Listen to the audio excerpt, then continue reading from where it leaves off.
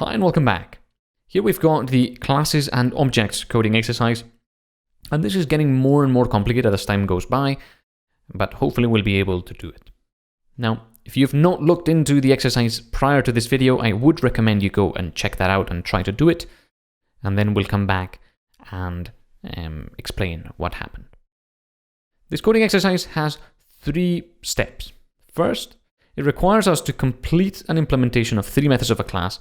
The first one is the init method, which should take one argument, name, and it should initialize self.name to be the argument and self.items to be an empty list. Let's start with that. Let's not hold too much information on our heads to begin with. So we're going to need name as the argument. So we've got the init method, which always has self, and then the name as the other argument. And then we're going to initialize self.name to be the argument and self.items to be an empty list. Self.name is going to be the argument, name, and self.items is going to be an empty list. Whenever we create a store object, it's going to have these 2 properties in it. Let's move on to the second instruction, the add item method, which should append a dictionary representing an items to the store's item property. The dictionary should have keys, name, and price. Okay, so the comment down here is a bit more succinct. It tells us exactly what to do. Create a dictionary with the keys, name, and price, and append that to the self.items. Notice how the add item method has 2 arguments other than self, name and price. So we're going to create a dictionary with keys, name, and price, and I think it's reasonable to assume that this dictionary is also going to use these 2 arguments. So we're going to do item is a dictionary with keys, name, and that's going to be something, price, and that's going to be something else. And this is our dictionary and has 2 keys, name and price, and the values are going to be the argument values. Now, this is not explicit in the exercise because I want you to start sort of making assumptions about the code you're seeing. And I think this is a reasonable assumption to make. So we've got name, and that's going to use the argument, and price, and that's going to use the argument.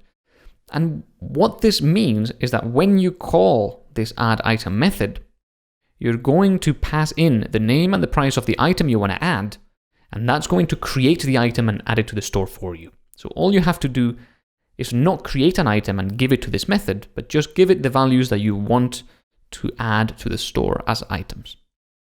Naturally, we have to make sure to add the item. So self.items.append item. And that will append the item into self.items. And that's it. The stock price method, which is the third instruction here, which should add up each item price inside self.items to come up with a total and return that. Okay, so let's add up all of the prices in self.items. In a previous exercise, we looked at how to do this in one way, which was to create a total equals 0 variable and then iterate over for item in self.items, iterate over all the items and say total plus equal item price and then return total. This would totally work. We start with 0, we go over each item, we add to the total the price of the item, and then we return the total. However, now that we've looked at list comprehension, there's a better way of doing it, which is return the sum of item price for item in self.items. This is substantially more concise, and as soon as you get more to grips with Python, if you haven't already, I think this is actually more readable because you can very quickly see that you're getting all the item prices and then you're adding them all up. So once again, to recap what's happening here is we're iterating over the items, but we're only putting the item price into our new list, which we're creating with list comprehension. When we have a list of item prices, we're summing them all up and we're returning that. So let's check the solution.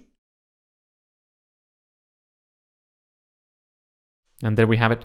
the solution is correct. So we've learned a bit more about how these objects work, and I'll see you in the very next video.